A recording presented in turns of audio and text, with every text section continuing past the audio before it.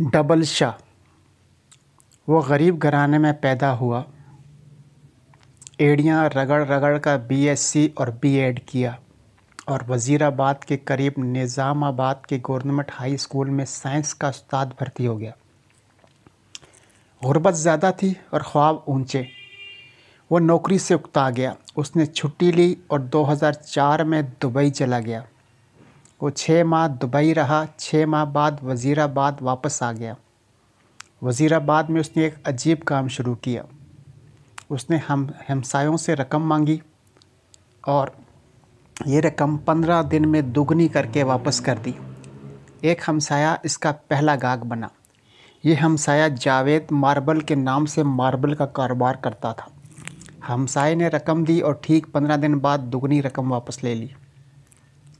मोहल्ले के 2 लोग अलग गाहक बने।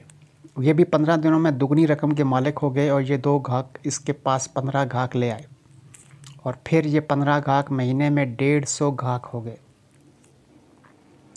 यूं देखते ही देखते लोगों की लाइनें लग गई। लोग ज़ेवरात बेचते, गाड़ी, दुकान, मकान और ज़मीन फ़रोख्त करते और रकम इसके हवाले कर देते। वो ये रकम दुगनी करके वापस कर देता। ये कारोबार शुरू में सिर्फ निज़ामाबाद तक महदूद रहा, लेकिन फिर ये वज़ीराबाद, सियालकोट और गुजरांवाला तक फैल गया और देखते ही देखते वह मामूली स्कूल मास्टर अरबपति हो गया। यह कारोबार 18 माह जारी रहा। इस शख्स ने इन 18 महीनों में 43,000 लोगों से 7 अरब रुपए जमा कर लिए। जब कारोबार फैल गया तो उसने अपने रिश्तेदारों को भी शामिल कर लिया। रिश्तेदार समड़ियाल, सियालकोट, गुजरात और गुजरांवाला से रकम जमा करते थे। 5% अपने पास रखते थे और बाकी रकम इससे दे देते। वो शुरू में 15 दिनों में रकम डबल करता था। यह मुद्दत बादशाह 1 महीना हुई, फिर 2 महीने और आखिर में 70 दिन हो गई। ये सिलसिला चलता रहा, लेकिन फिर उसके बुरे दिन शुरू हो गए। वो खुफिया अदारों की नज़र में आ गया। तहकीकात शुरू हुई तो पता चला वो शख्स पोंजी स्कीम चला रहा है। पोंजी मालियाती फ्रॉड की एक किस्म होती है जिसमें रकम देने वाला ग्राहकों को उनकी असल रकम से मुनाफा लौटाता रहता है। शुरू के ग्राहकों को दुगनी रकम मिल जाती है, लेकिन आखिरी ग्राहक सारे सरमाए से महरूम हो जाते हैं। मुझे चंद बरस कबल अमेरिका के मौजूदा सदारती डोनाल्ड ट्रंप का एक इंटरव्यू देखने का इत्तेफाक हुआ। इंटरव्यू करने वाले ने उनसे सवाल किया, अब आपको अगर अपनी मामूली ज़िंदगी दोबारा शुरू करनी पड़े तो आप कौन सा कारोबार करेंगे? डोनाल्ड ट्रंप ने जवाब दिया, मैं नेटवर्किंग का कारोबार करूँगा। मेरे लिए ये कारोबार नया था। मैंने तहकीक की, पता चला नेटवर्किंग भी पोंजी स्कीम जैसा कारोबार है। इस कारोबार में भी ग्राहक को रकम दुगनी करने का लालच देकर सरमाया इकट्ठा किया जाता है। ये सरमाया बादशाह मेगा प्रोजेक्ट्स में लगा दिया जाता है और इन मेगा प्रोजेक्ट का मुनाफा ग्राहकों में तकसीम कर दिया जाता है। नेटवर्किंग निस्बतन अच्छी पोंजी होती है, लेकिन दोनों में शुरू के ग्राहक फ़ायदे और आखिरी नुकसान में रहते हैं। ये वज़ीराबादी शख्स भी अपने ग्राहकों के साथ पोंजी कर रहा था। ये लोगों को लालच देकर लूट रहा था। खुफिया अदारों ने इसके गिरद घेरा तंग कर दिया और इस दौरान डेली नेशन में इसके ख़िलाफ़ खबर शाया हो गई। गुजरांवाला डिवीज़न में कहराम बरपा हुआ और ये शख्स अप्रैल 2007 में गिरफ़्तार हो गया। जी हाँ, आपका अंदाज़ा दुरुस्त है।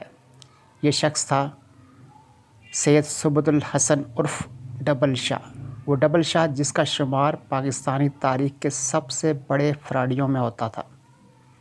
इसने सिर्फ 1.5 साल में 3 अजला से 7 अरब रुपए जमा करके दुनिया को हैरान कर दिया। अब आप इस शख्स की चालाकी मुलाहज़ा कीजिए। ये 2007 में नैब के शिकंजे में आ गया। नैब ने इसकी जायदाद, ज़मीनें, अकाउंट्स और सेफ पकड़ लिए। यह रकम 3 अरब रुपए बनी और उसने ये 3 अरब रुपए चुपचाप और बाखुशी नैब के हवाले कर दिए। डबल शाह का केस चला। इसे 1 जुलाई 2012 को 14 साल कैद की सज़ा हुई। जेल का दिन 12 घंटे का होता है, चुनाचे डबल शाह के 14 साल अमलन 7 साल थे। अदालतें पुलिस हिरासत, हवालात और मुकदमे के दौरान गिरफ़्तारी को सज़ा समझती है। डबल शाह 13 अप्रैल 2007 को गिरफ़्तार हुआ था। वो अदालत के फ़ैसले तक 5 साल कैद काट चुका था। ये 5 साल भी इसकी मजमूई सज़ा से नफ़ी हो गए, पीछे रह गए 2 साल। डबल शाह ने महसूस किया 4 अरब रुपए के एवज़ 2 साल कैद महंगा सौदा नहीं। चुनाचे उसने पहली बारगेनिंग के बजाय सज़ा कबूल कर ली। जेल में अच्छे चाल चलन, ईद, शब बारात और खून देने की वजह से भी कैदियों को सज़ा में छूट मिल जाती है। डबल शाह को ये छूट भी मिल गई। चुनाचे वो अदालती फ़ैसले के 23 माह बाद जेल से रहा हो गया।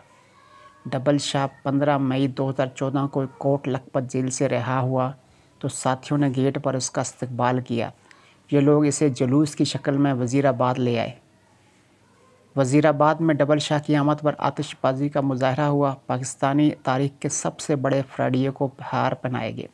इस पर फूलों की मनो पत्तियाँ बरसाई गईं और उसे मस्जिदों के लाउड स्पीकरों के ज़रिए मुबारकबाद पेश की गई। वो हर लिहाज से कामयाब साबित हुआ। वो स्कूल टीचर था। वो माशरे का तीसरे दर्जे का शहरी था। इसने फ़राड शुरू किया और 18 माह में 7 अरब रुपए का मालिक बन गया। नैब ने इसे गिरफ़्तार कर लिया।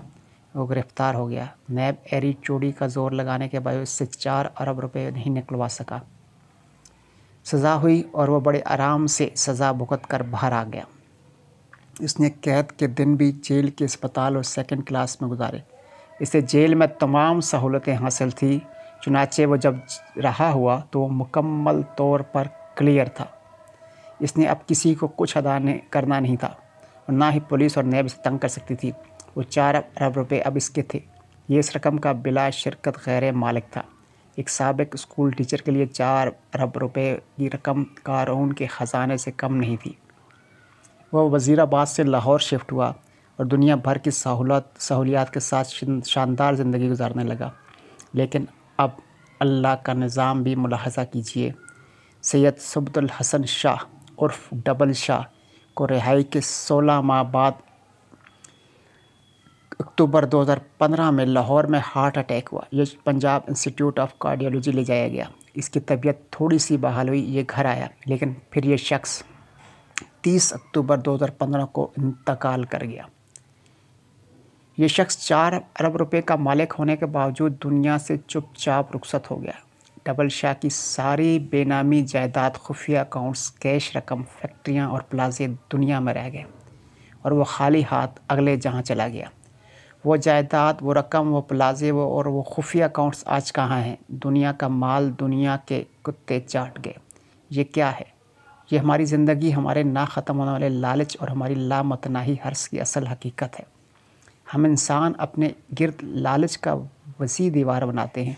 हम माल जमा करते हैं, हम दूसरों की उम्र भर की कमाई लूटते हैं और कारून की तरह ख़जाने बनाते हैं, लेकिन आखिर में हम चुपचाप दुनिया से रुखसत हो जाते हैं और ये माल दूसरों के काम आ जाता है। नूरजहाँ का मकबरा नशियों की पनाहगाह बन जाता है और शाहजहाँ के ताजमहल में अंग्रेज़ों के घोड़े बांधे जाते हैं। हम इंसान इन चूंटियों से भी बदतर हैं जो उम्र भर अपने जैसे बड़े दाने खींचती रहती है। इन्हें खींच धकेल कर बिलों तक लाती है और जब दानों का माल लग जाता है तो इनके सरहाने गिर कर मर जाती है और फिर उनकी उम्र भर की जमा पूंजी चूहों का नवाला बन जाती है। हम में से ज़्यादातर लोग चूंटियाँ हैं। हम लोग डबल शाह हों या मुश्ताक रईसानी या फिर इनके हुक्मरान हों, हम सब चूंटियाँ हैं। सिरे महल किसका था और क्या इसके मालिक को इसमें रहना नसीब हुआ? आप अलमिया देखिए। सिरे महल सिरे में सड़ता रहा और इसके मालिक पाकिस्तानी जेलों में अबरतनाक ज़िंदगी गुजारता रहा। मैं अक्सर हैरान होता हूँ। हम इंसान जानते हैं हम खसारे के सौदागर हैं, लेकिन हम इसके बावजूद खसारे की फैक्ट्रियाँ लगाते हैं। हम उनसे मज़ीद खसारा पैदा करते हैं और फिर हम उम्र भर खसारा बेचते और ख़रीदते रहते हैं। क्यों? आखिर क्यों? हम इंसान आखिर डबल शाह की मौत क्यों पसंद करते हैं? हम लोग दौलत के अंबार में क्यों दफन होना चाहते हैं? मुझे आज तक इस सवाल का जवाब नहीं मिला।